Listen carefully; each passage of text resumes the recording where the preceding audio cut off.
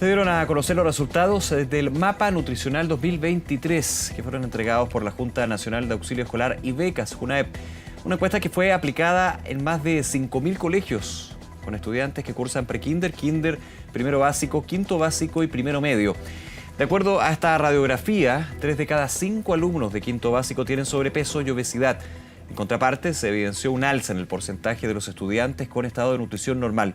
Para profundizar en estos datos y también en las medidas a seguir, estamos en contacto con el ministro de Educación, Nicolás Cataldo. ¿Cómo está, ministro? Muy buenas tardes, gracias por acompañarnos. ¿Cómo está, Nicolás? Buenas tardes, gracias por la invitación. ¿Cómo toma usted esta radiografía que yo comentaba? Hay buenas noticias, malas noticias, pero de todas maneras la obesidad sigue siendo un tema preocupante, no solamente a nivel nacional, sino a nivel mundial, claramente.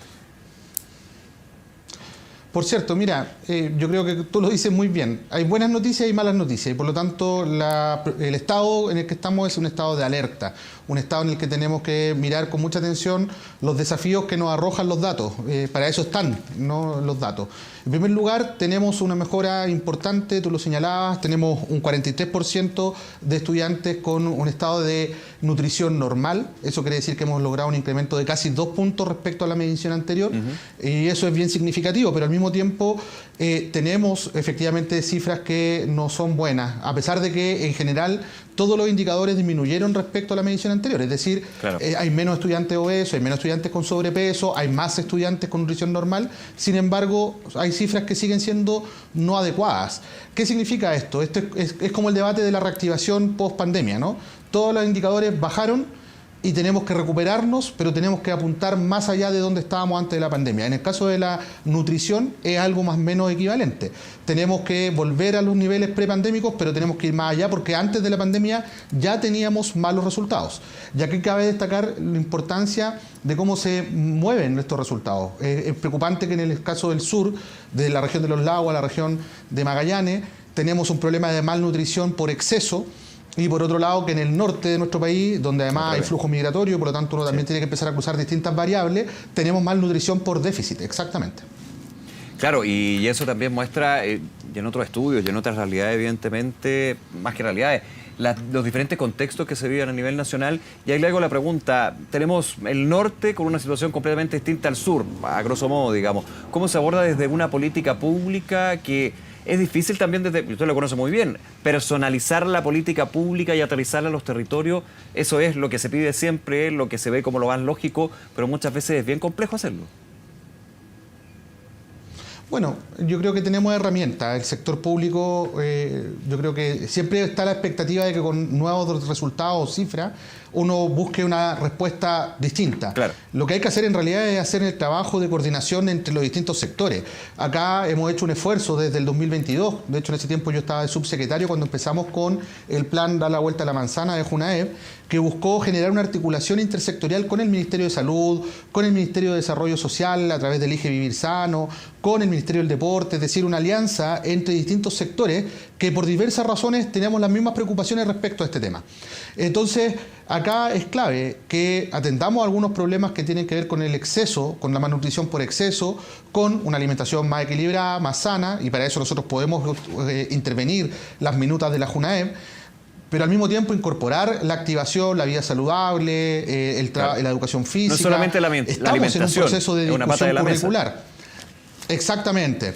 Exactamente. Y por otro lado, en el caso del norte, tenemos que reforzar los minutas, tenemos que mirar exactamente dónde se están generando esos clústeres, dónde a lo mejor los estudiantes, la alimentación que reciben en las escuelas, sobre todo estudiantes que sean más vulnerables, estudiantes migrantes, son la única alimentación que reciben durante toda la semana. Entonces, a lo mejor tenemos un problema los fines de semana, tenemos problemas en los horarios en los que no están en la escuela, a lo mejor hay problemas porque están asistiendo poco a clases y eso inhibe que puedan tener una alimentación regular y estable. Y esto lo señalo porque en general el JUNAEB logró normalizar los problemas de malnutrición previos a la pandemia, o sea, durante la pandemia. Durante la pandemia todos los indicadores se descontrolaron. Sí, claro. Cuando volvimos a la presencialidad rápidamente se normalizan, y eso en gran medida es porque tenemos un programa de alimentación escolar que es un ejemplo a nivel no solo latinoamericano, sino que mundial, y que contribuye mucho y en su minuto contribuyó a la erradicación de la desnutrición, y también hoy día está apuntando a tener una alimentación equilibrada para que sea más saludable y más equilibrada. En ese punto, ministro Cataldo, ¿cada cuánto tiempo se va revisando, actualizando, modernizando este programa de alimentación a nivel nacional? Mira, en general es un proceso que hacemos todos los años, y es todos los años porque las licitaciones van siendo por tercios. Entonces, duran 3 años, pero cada año de estos 3 años corresponde renovar una parte de la licitación. Por lo tanto, todo lo que aprendemos en un año se traslada inmediatamente a la discusión de las bases de la licitación del año siguiente. Y es así como hemos logrado incorporar mucho más frutas, verduras, y sabemos qué tipo de fruta y qué tipo de verduras son las que son preferidas por los estudiantes, porque también analizamos las tasas de rechazo, ¿no?, que hay en las propias escuelas y jardines infantiles. También sabemos qué tipo de alimentación regular o tradicional, los platos fuertes, ¿cierto?, son los más apetecidos, los que tienen menos rechazo. Hemos evaluado las legumbres, hemos evaluado incluso innovar con alimentación. Exacto, el uso de fruta y verduras frescas para los periodos estacionales, y también innovar en el tipo de alimentación para, por ejemplo, incorporar en las minutas alimentos que habitualmente no se consumen. Lo hemos monitoreado también, sabemos cuáles son aceptadas y cuáles son rechazadas. Por ejemplo, no sé, incorporar ají gallina, incorporar otro tipo de preparaciones que no son las habituales de la cocina chilena. Eso también para ir generando información respecto a cuáles son los gustos y las preferencias de los estudiantes para que exista una mayor aceptación. Aquí yo le pregunto por un desafío que es bien importante y bien complejo de abordar. Porque en la escuela, con el programa de alimentación que establece JUNAEP, y como usted nos dice, se va revisando constantemente, ahí se garantiza la alimentación y buena alimentación para los estudiantes, para los niños, niñas y adolescentes. Ahora, ¿cómo se puede, y si se puede, traspasar esa pauta de nutrición con deporte y también con distintas actividades afuera de los establecimientos educacionales, a la vida privada, al entorno familiar de los alumnos, que ahí es bien complejo porque esa es otra pata, digamos, de esta mesa para llegar a una vida sana? Bueno, por eso es que nosotros consideramos que el esfuerzo es intersectorial. No puede ser solo educación quien enfrente el problema de la malnutrición en Chile, y esa es la articulación que hemos logrado hacer con salud, desarrollo social, con deporte. Deporte contribuye en lo que tiene que ver con la actividad física, con la recreación, con el esparcimiento, con la activación del cuerpo, ¿no?, con la vida, los hábitos de vida saludable. Pero también tenemos que tener el monitoreo constante que ocurre en el sistema de salud, sobre todo en la salud primaria, donde los estudiantes van a atenderse sus controles regulares, su control sano. Aquí, por ejemplo, es súper importante que cambiamos la metodología del mapa nutricional de JUNAEP para todos los estudiantes de menos de 5 años, para hacerlos compatibles con la metodología de salud y que son las recomendaciones de la OMS. ¿Eso qué significa? Que hoy día los resultados del mapa nutricional de JUNAEP son comparables a la forma en que se hace la evaluación del desarrollo de los niños y niñas en peso y talla, ¿no? La relación entre peso y talla para saber si estamos avanzando y tenemos el peso correcto para la altura correcta, y de esa forma determinar el desarrollo adecuado de los estudiantes.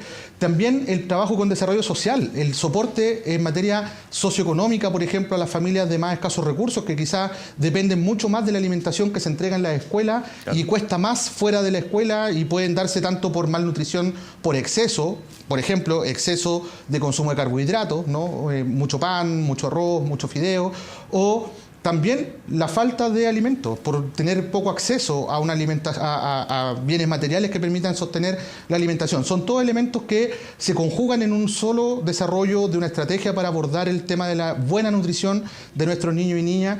Y obviamente el espacio escolar es un espacio inicial de pesquisa, pero no puede ser ni el inicio ni el fin de cualquier abordaje integral de esta problemática. ¿Qué muestran, ministro, los datos con respecto a la primera infancia, los primeros niveles, digamos, de educación, kinder, pre-kinder, primero básico, entiendo que también está ahí, pensando que también la buena nutrición, la buena alimentación parte por una costumbre, rutina que se va generando en los niños bien chiquititos? En la etapa inicial. Claro. Sí, correcto. Mira, lo mismo. En general se han comportado de una buena manera, como en general los resultados han tenido resultados por debajo de las evaluaciones anteriores. En el caso de malnutrición por exceso, por ejemplo, en el caso de prekinder, tuvieron una disminución de cerca de 4 puntos porcentuales, lo que es muy significativo. En el caso de prekinder son cerca de 3 puntos. Y en el caso de primero básico, también estamos hablando de entre 3 y 4 puntos. El gran problema se genera en quinto básico, donde los resultados superan el 50%, ¿no? Y ahí llegamos a un aumento del 61% de estudiantes con malnutrición por exceso, que también tiene 4 puntos menos que en la medición anterior. O sea, los resultados son buenos, pero en comparación al resto de los niveles educativos son malos. Claro, han mejorado, pero son peores que en los otros niveles de desarrollo. Es decir, en la primera infancia tenemos mejores resultados que luego cuando se llega a quinto básico, que es más o menos el orden de los 10 años de edad. Ahora, ¿y qué factores explican esto? Que quinto básico sea que haya una brecha, no sé si está en lo correcto, digamos, la frase, pero que efectivamente las señales de alerta se concretan, digamos, en este quinto básico hacia adelante. Obviamente, si ya hay una mala nutrición, es bien difícil retroceder, me imagino, en eso. Mira, se pueden tomar medidas, pero aquí lo relevante es la preocupación también de la familia. Estamos hablando, si tú analizas los periodos o los niveles evaluados, estamos hablando de pre-kinder, kinder, 4 o 5 años, primero básico, 6 años, quinto básico, ya estamos hablando de 10 años y primero medio. Teóricamente ahí estamos hablando de 14 años. Entonces, si tú ves los resultados con niveles más bajos de malnutrición, están en los primeros años de vida, y los porcentajes crecen dramáticamente a medida que vamos adquiriendo autonomía. Entonces acá hay un papel importante de las familias en supervisar el tipo de alimentación, en, por ejemplo, qué tipo de alimentación le dan en las casas, o también a la que pueden acceder los propios estudiantes cuando están fuera del ámbito familiar y por tanto a lo mejor van a comprar y se compran un paquete de papas fritas o alguna otra situación o alimento que no tiene supervisión. Hay más autonomía, hay menos supervisión. Y ahí es donde nosotros queremos poner un acento en que las familias también estén atentas a qué consumen los estudiantes, aparte de la alimentación regular, de lo que es el desayuno, el almuerzo, la once, que estemos también preocupados de lo que comen entre los grandes alimentos que consumen durante el día para que sean los más adecuados y los más sanos. Y la actividad física, es muy importante combatir el sedentarismo. Yo recuerdo hace varios años cuando estaba en el colegio, hay hartas diferencias con respecto a los niños ahora cuando están en el colegio. Por ejemplo, el clásico kiosco ya es completamente distinta a la oferta que tiene, digamos, para niños, niñas y adolescentes. ¿Para qué decir la ley de etiquetado de alimentos? O sea, han habido cambios. Eso, desde los datos a nivel histórico, muestran que efectivamente, claro, hay señales de alerta, pero que se ha ido avanzando y que se puede seguir avanzando en ese sentido con estas políticas públicas o nuevas políticas públicas que vayan en la misma línea. Sí, pero lo que también nos dice, y por eso vuelvo a reiterar el acento que debemos poner, es que no basta con lo que legislemos o las políticas públicas que implementemos, que siempre son preventivas.